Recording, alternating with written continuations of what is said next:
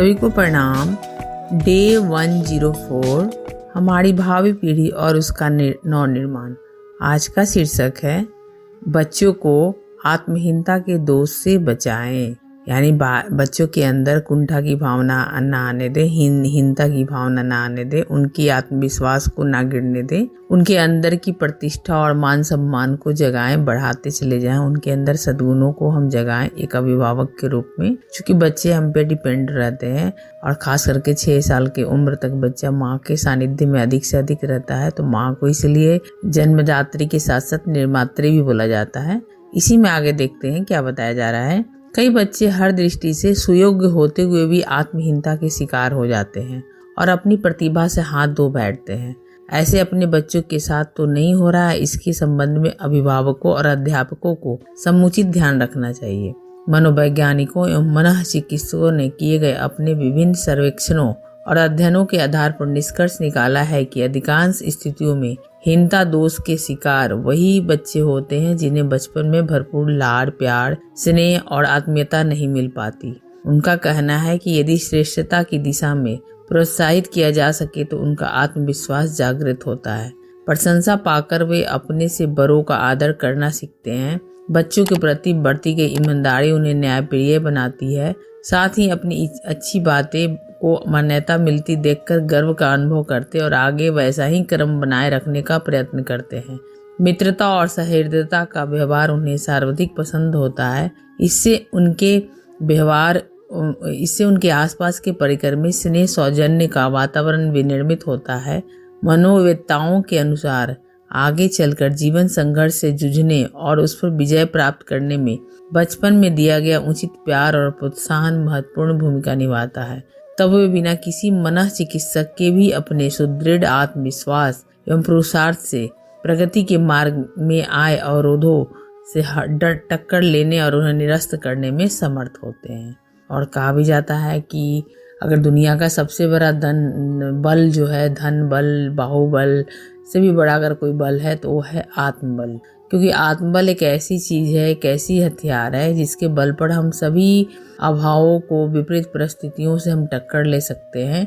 क्योंकि हमारी ये आंतरिक बल होती है जिसमें ना कोई सुविधा और साधन की जरूरत होती है। हमारी अपने आप में एक ऐसी प्रतिभा होती है आत्मबल, जो तमाम तरह के अभावों को, कमियों को ये दूर कर देती है। इसलिए बच्चों में आत्मबल को जगाएं। उनके अंदर के जो भी हमारे घर में निर्णय होते हो उनमें उनकी सहभागिता हो, उनका सम्मान करें, उनकी छोटी छोटी बातों को सुने, वो भी जो भी निर्णय ले उसका सम्मान करें, उनको सुझाव दें। तो ऐसी छोटी छोटी आदतों के क्रम में, आदतें को सिखाने के क्रम में उनके अंदर जो है, या उनकी बातों को तवज्जो देने के क्रम में उनके अंदर एक ऐसे संस्कार विकसित होते चले जाते हैं जो उनकी मान प्रतिष्ठा स्वयं की बनती चली जाती है और उन्हें एहसास होता है कि वो भी एक खास व्यक्ति है। संसार में ऐसे कितने ही महापुरुष, विद्वान, कलाकार एवं वैज्ञानिक हुए हैं जिन्होंने अपने संरक्षकों का, सहयोगियों का तनिक सा प्यार भरा सहयोग पाकर बचपन की आत्महीनता, जन्य ग्रंथियों का उच्छेदन कर कमजोरियों पर विजय पाई और सफलता के सोपान चढ़ आगे बढ़े। इस प्रकार के उदाहरणों से इतिहास के पन्ने भरे पड़े हैं। नेपोलियन बोनापार्ट के बारे में विख्यात है कि वह कद में छोटा था और रूप में सांवला। बातचीत में भी वह गंवार, अनपढ़ों जैसा व्यवहार करता था। विश्लेषकों का मत है कि उक्त कारणों से बचपन में ही वह हीन भावनाओं का शिकार हो गया था। स्कूल के सभी बच्चे उसका उपहास उड़ाया करते थे। पढ़ाई के प्रति उदासीनता बढ़ती जा रही थी। जन्मदात्री माँ का ध्यान जब इस ओर आकृष्ट हुआ तो उसने उसके निवारण का उपाय किया और अध्ययन के लिए बराबर प्रोत्साहित करती रही। नेपोलियन अब सिरहाने वाले की उपेक्षा करके अपना पूरा ध्यान पढ़ने में लगाता और उन सबसे आगे निकल जाने का स्वप्न देखा करता। सभी जानते हैं कि दृढ़ लगन और अध्यवसाय के सहारे एक दिन उसने अपने सपनों को साकार कर दिखाया। माँ का यहाँ पर भूमिका बताई जा रही है कि माँ चाहे तो अगर अपने बच्चे पर ध्यान देती है, अगर उसको जैसा बनाना चाहती है वैसा वो बना सकती है अपने बच्चे को।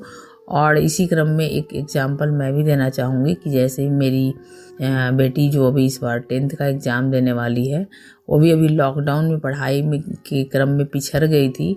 उसके पहले वो अच्छी स्टूडेंट रही थी, तो उसके अंदर एक भावना ये भरती जा रही थी कि मैं अब आगे कुछ नहीं करूँगी, लेकिन मुझे उसकी प्रतिभा की पहचान थी। और तो हमने उसे पिछली जो भी उसकी अचीवमेंट थी उसको हमने याद दिला दिला कर कि तुम ही वो थी जो ये इस तरह की अचीवमेंट पाई थी। तो अभी लॉकडाउन में चूँकि पढ़ाई ऑनलाइन होते थे, बच्चे मोबाइल की तरफ ज़्यादा आकर्षित हो गए थे, तो उस क्रम में उसकी भी पढ़ाई डामाडोल हुई थी। लेकिन आज मतलब धीरे धीरे उसके अंदर कॉन्फिडेंस को जगाते हुए एक माँ के रूप में आज मुझे भी मतलब अच्छा लग रहा है कि हमारी बेटी फिर से वो अपने ट्रैक पे आ गई है। और अभी उसका 10th का एग्ज़ाम है और अभी काफ़ी अच्छा वो कर रही है, सारे टेस्ट में अच्छे नंबर ला रही है, पुनः वो अपने स्थान पे आ गई है। तो इस तरह से हम अपने घर में छोटे छोटे उनके कमियों को देखते हुए, उनको सपोर्ट करके, उनके अंदर की कॉन्फिडेंस को जगाकर हम उनके ट्रैक पर ला सकते हैं, उनके अंदर की प्रतिभा को जगा सकते हैं। विल्मा रुडॉल्फ ने रोम में हुए ओलंपिक खेलों में स्वर्ण पदक प्राप्त किया था। बचपन में उसे सभी ब्लैक गैजिल, काली हिरन कहकर चिढ़ाते और ताना मारते थे कि वह जीवन में कुछ नहीं कर पाएगी, परंतु जिसका उद्देश्य आगे बढ़ना ही हो, भला कौन सी विघ्न बाधा है जो उसकी प्रगति के मार्ग को अवरुद्ध कर सके। विल्मा के साथ भी यही हुआ। अभिभावकों का सहयोग एवं स्वयं को संकल्पबद्धता ने उसे अंततः सफलता के शिखर पर पहुंचा दिया। ओलंपिक स्पर्धाओं में उसने कितने ही स्वर्ण पदक जीते। ऑस्ट्रेलिया की चोटी के खिलाड़ी जॉन कोनार्ड को बचपन में ही पोलियो हो गया था, किंतु चिकित्सकों एवं प्रशिक्षकों ने उसे निराश नहीं होने दिया। उपचार के साथ साथ खेल कूद में भाग लेने के लिए बराबर प्रोत्साहन मिलता रहा। आशावादी विचारधारा का संचार होने पर वह अपनी अपंगता से लगातार 8 वर्षों तक संघर्ष करता रहा और अंततः विजयी हुआ। यानी कि हम अपने अंदर की जो कमियां हैं उसको हम अपने ऊपर यदि हावी नहीं होने देते हैं तो हम भी एक चोटी के खिलाड़ी बन सकते हैं, हम भी एक सफल इंसान बन सकते हैं, हम भी हमारे अंदर की जो विशेषता है उसको हम उभार सकते हैं। इस प्रकार फ्रांस के एक स्कूल में कैरोलिन नामक लाल बालों वाली एक बालिका पढ़ती थी। साथ में पढ़ने वाले बच्चे गाजर कहकर उसका मजाक उड़ाया करते थे। तब वह मात्र 8 वर्ष की थी। एक दिन खींचकर उसने अपने सारे बाल कटवा डाले, फिर भी सहपाठियों के व्यंग बाणों से उसे त्राण नहीं मिला। इसका परिणाम यह हुआ कि कैरोलिन आत्महीनता का शिकार हो गई।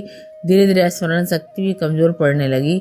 उसकी बदलती मनस्थिति की ओर जब अध्यापकों का ध्यान गया तो उन्होंने उस बालिका का परिचय उसी के रंग रूप वाली एक अन्य लड़की से कराया। कुछ ही दिनों में दोनों घनिष्ठ मित्र बन गई और एक दूसरे की पूरक बनकर अपने जीवन क्रम को बदल डाला। मनोचिकित्सकों का मत है कि 4 वर्ष की उम्र तक बच्चों में आत्महीनता का दोष नहीं पनपता। इस उम्र में उनकी रुचि मात्र अपनी साज सवार और स्वयं के खेल खिलौने पर होती है, किंतु जैसे जैसे उम्र बढ़ती जाती है बच्चे अच्छे बुरे का विभेद करना सीख जाते हैं। उनमें स्वतः के प्रति, अपने एवं अन्यों के प्रति एक भावनात्मक लगाव विकसित होने लगता है।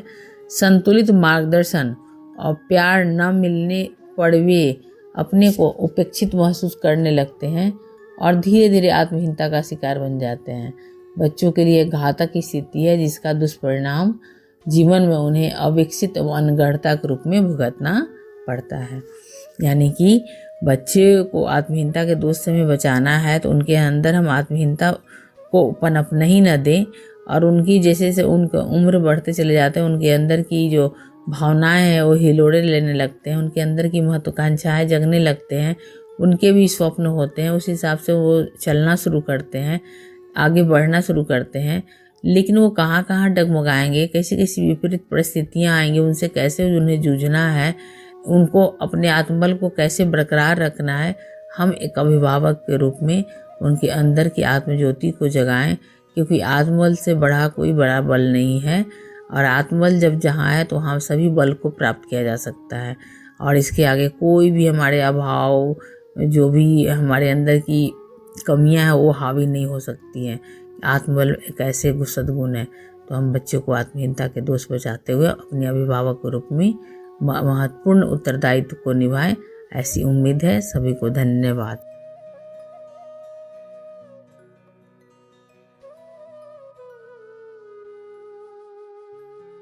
हमारे YouTube चैनल को सब्सक्राइब करें और बेल आइकन को दबाकर ऑल पर क्लिक करें ताकि आने वाले सभी वीडियोस की नोटिफिकेशन आपको मिलती रहे।